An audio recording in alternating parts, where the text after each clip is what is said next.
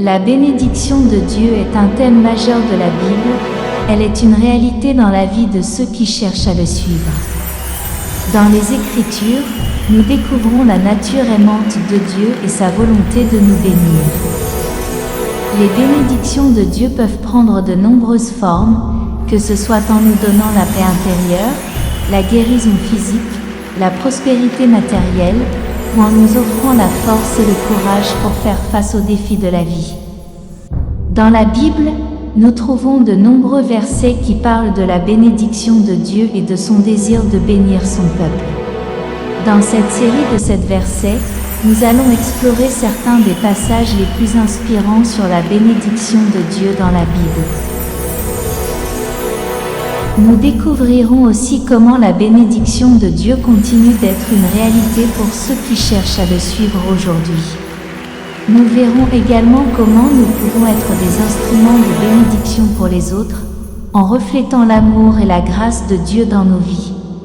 À travers ces 7 versets, nous découvrirons la richesse de la bénédiction de Dieu dans nos vies et comment nous pouvons devenir des canaux de sa bénédiction pour les autres. Premier verset. Je ferai de toi une grande nation, et je te bénirai. Je rendrai ton nom grand, et tu seras une source de bénédiction. Genèse 12, verset 2. Ce verset montre que la bénédiction de Dieu est accessible à tous ceux qui obéissent à sa voix et qui se soumettent à sa volonté. Abraham n'était pas parfait, mais il avait foi en Dieu et était disposé à lui obéir, même lorsqu'il ne comprenait pas tout ce que Dieu lui demandait. En conséquence, Dieu a béni Abraham et a fait de lui un exemple pour les générations futures. Cela implique qu'il sera une bénédiction pour les autres, que sa vie sera une source d'inspiration et de bénédiction pour ceux qui l'entourent. Aujourd'hui encore, nous pouvons bénéficier de la bénédiction de Dieu si nous marchons dans ses voies et si nous lui faisons confiance. Cela ne signifie pas que nous serons tous appelés à devenir une grande nation ou à devenir célèbres, mais cela implique que nous serons bénis d'une manière ou d'une autre, en fonction de nos besoins et de nos situations. Cela peut se manifester sous la forme de la paix, de la joie, de la guérison, de la provision ou d'autres bénédictions que Dieu nous accorde.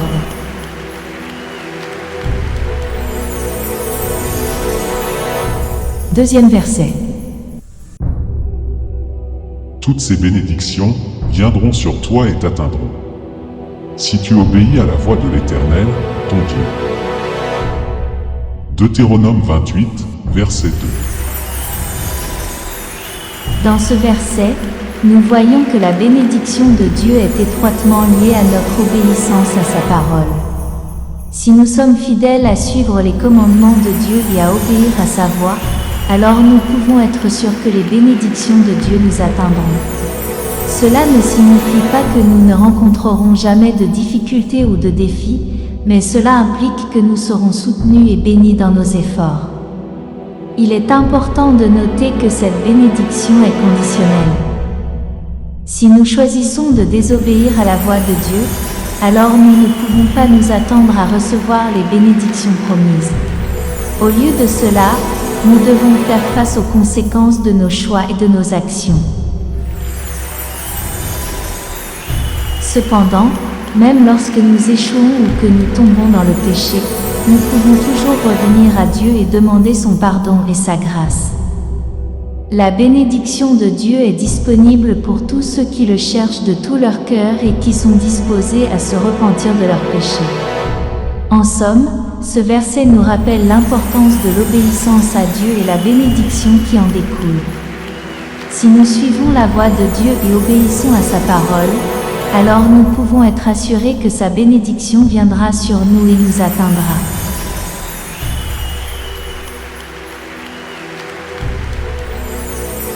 Troisième verset. Béni soit Dieu, le Père de notre Seigneur Jésus-Christ, qui nous a bénis de toutes sortes de bénédictions spirituelles dans les lieux célestes en Christ. Éphésiens 1 verset 3. Dans ce verset, Paul commence par bénir Dieu pour toutes les bénédictions spirituelles qu'il a accordées à ceux qui croient en Jésus-Christ. Ces bénédictions ne sont pas limitées à des biens matériels ou à des succès terrestres, mais plutôt à des bénédictions spirituelles dans les lieux célestes.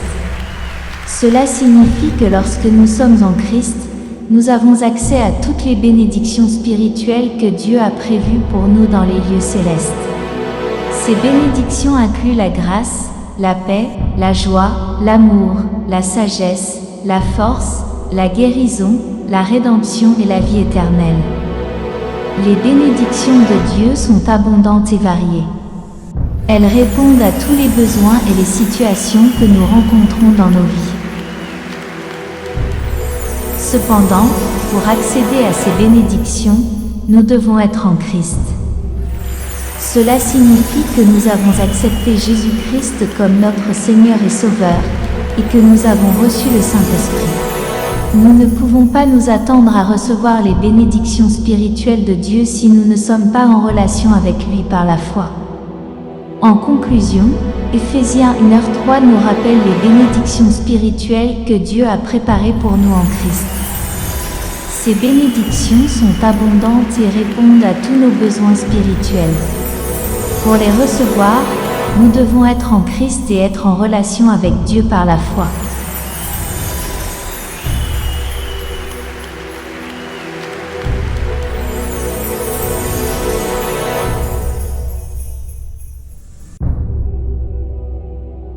Quatrième verset.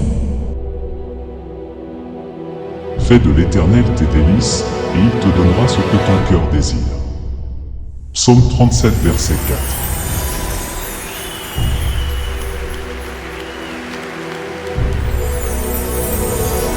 Ce verset nous rappelle l'importance de placer Dieu au centre de nos vies et de chercher à le connaître davantage. Lorsque nous nous délectons en Dieu, c'est-à-dire lorsque nous trouvons notre joie, notre satisfaction et notre plaisir en lui, il répond en nous donnant les désirs de notre cœur. Cependant, il est important de comprendre que cela ne signifie pas que Dieu nous donnera tout ce que nous voulons. Au contraire, cela signifie que lorsque nous recherchons la présence de Dieu et que nous mettons sa volonté avant la nôtre, nos désirs se transforment pour correspondre à ce que Dieu veut pour nous. Lorsque nous faisons de l'Éternel nos délices, notre perspective change. Nous commençons à voir le monde et les circonstances à travers les yeux de Dieu, et nous apprenons à désirer ce qu'il désire pour nous. Nous commençons également à nous concentrer sur les choses éternelles plutôt que sur les choses temporaires et éphémères de ce monde. En fin de compte, le but de ce verset est de nous encourager à rechercher Dieu et à nous concentrer sur lui, plutôt que sur les choses matérielles et temporaires de ce monde. Lorsque nous faisons cela, nos désirs se transforment pour correspondre à ce que Dieu veut pour nous, et il répond en nous donnant les désirs de notre cœur. En somme, Psaume 37 verset 4 nous rappelle l'importance de placer Dieu au centre de nos vies et de chercher à le connaître davantage. Lorsque nous faisons cela, nos désirs se transforment pour correspondre à ce que Dieu veut pour nous, et il répond en nous donnant les désirs de notre cœur.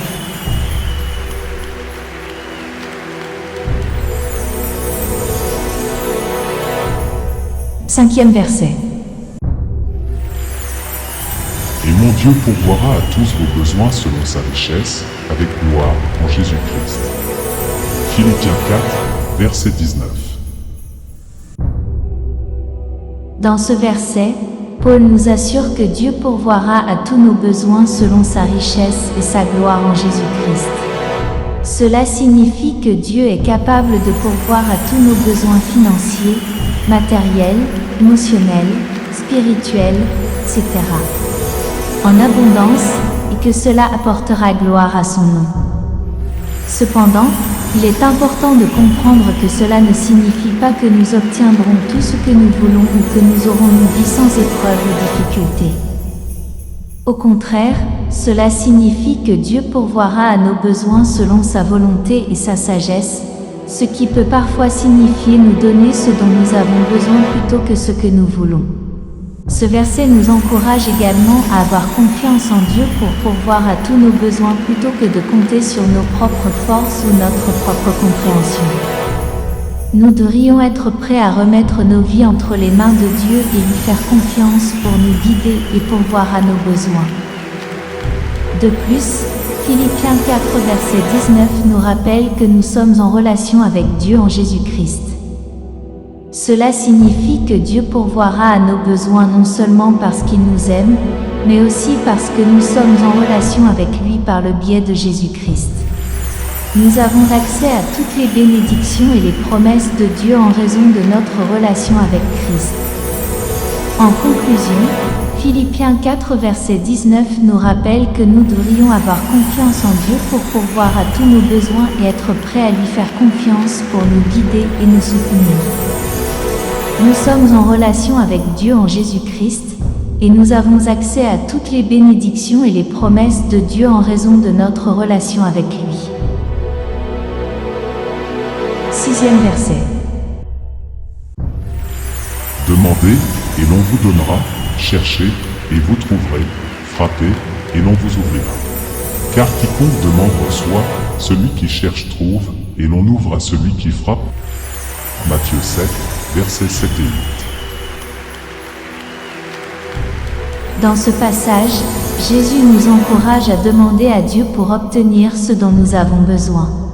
Il nous assure que si nous demandons, nous recevrons, si nous cherchons, nous trouverons, et si nous frappons, la porte nous sera ouverte. Cependant, il est important de noter que Jésus ne nous garantit pas que nous obtiendrons tout ce que nous demandons. Au lieu de cela, il nous encourage à demander à Dieu pour obtenir ce qui est nécessaire et bon pour nous, selon sa volonté. En outre, ce passage nous encourage également à persévérer dans notre demande, notre recherche et notre frappe. Nous ne devrions pas nous décourager si nos prières ne sont pas exaucées immédiatement. Au contraire, nous devrions continuer à demander, chercher et frapper, en sachant que Dieu nous entendra et répondra en temps voulu. Enfin, ce passage nous rappelle également l'importance de la prière dans notre vie chrétienne. Nous devrions avoir une relation de prière continue avec Dieu, cherchant sa volonté et demandant son aide dans toutes les situations de notre vie. En conclusion, Matthieu 7 versets 7 et 8 nous encourage à demander à Dieu pour obtenir ce dont nous avons besoin, selon sa volonté. Nous devrions persévérer dans notre demande, notre recherche et notre frappe, sachant que Dieu nous entendra et répondra en temps voulu. Ce passage nous rappelle également l'importance de la prière continue dans notre vie chrétienne. 7e verset. Et Dieu peut vous combler de toutes sortes de grâces, afin que, possédant toujours en toutes choses de quoi satisfaire à tous vos besoins, vous ayez encore en abondance, pour toute bonne œuvre. 2 Corinthiens 9, verset 8.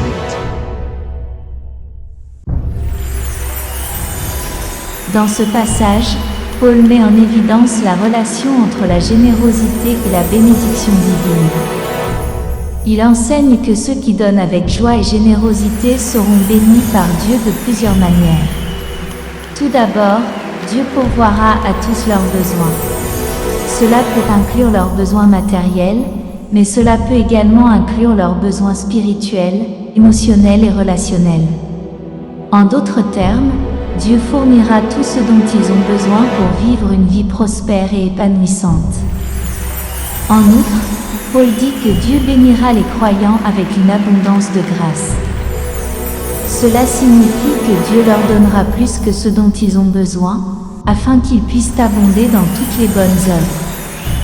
Les croyants qui donnent avec générosité auront donc plus de ressources à leur disposition pour aider les autres, pour soutenir leur église locale, pour répandre l'évangile et pour accomplir les desseins de Dieu dans le monde.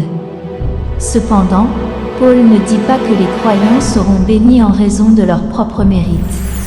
Au contraire, il indique que la bénédiction de Dieu est un don de grâce. Dieu n'est pas obligé de bénir les croyants pour leurs actions, mais il le fait par pure bonté et par amour pour eux. En fin de compte, c'est la générosité de Dieu qui motive les croyants à être généreux eux-mêmes. Enfin, il est important de noter que ce passage ne doit pas être compris comme une promesse de richesse matérielle pour ceux qui donnent.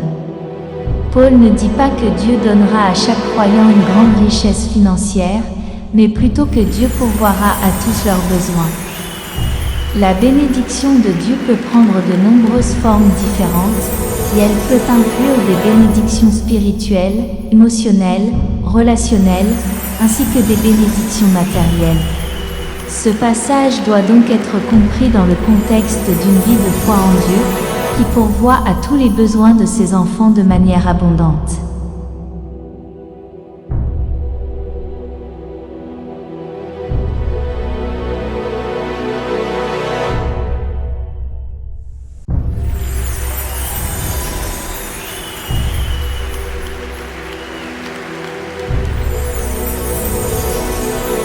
Amen. Amen. Amen. Amen.